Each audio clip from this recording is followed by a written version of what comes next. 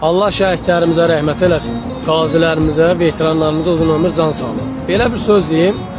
27 sentyabr bizim anım günümüzdür. Şəhidlərimiz, qazilərimiz, veteranlarımız, canından, qanından keçən qardaşların anım günüdür. Və bəzi oğraşlar, üzdən iraqlar, şərəfsizlər, şəhidin qazisini söyən, təhqir eləyən, vətənpərvər olmuş. Birincisi, şəhidin, qazini, veteranımızı təhqir eləyən, söyən, birbaşa onun boynunda, şərəfində mənim peçatım var. Bu başqa məsələ. Sən dünənə kimi gedib baboşla, üzdən iraqla, şərəfsizlə canını aparan, PK aparıb, oynayan, oğraşlıqla, 1000 dənə oğraşlıq şərəfsizlik eləyən, indi sənin haqqın yoxdur ki, şəhiddən danışasan.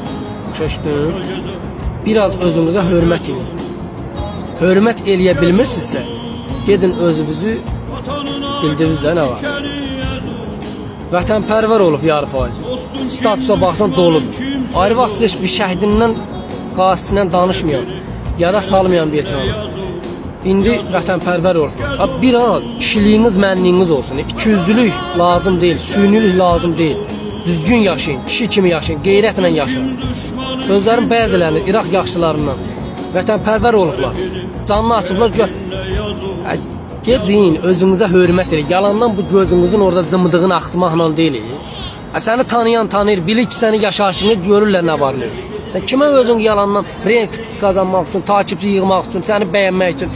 Hələ, dönənə kimi onları söyəndə, giriblər 3000, 4000 onların canlısına. Məni qoş orama. Kimin özünə hörmət eləməyənin canlısına nəyə qoş? Yaxşı oğlan birinci onun canlısına getməz. Onun canlısına gedən birbaşa onun kimi elə şərəfsizdir. Başa düşdün məni? Kimdir ki o? Haranın tulasıdır?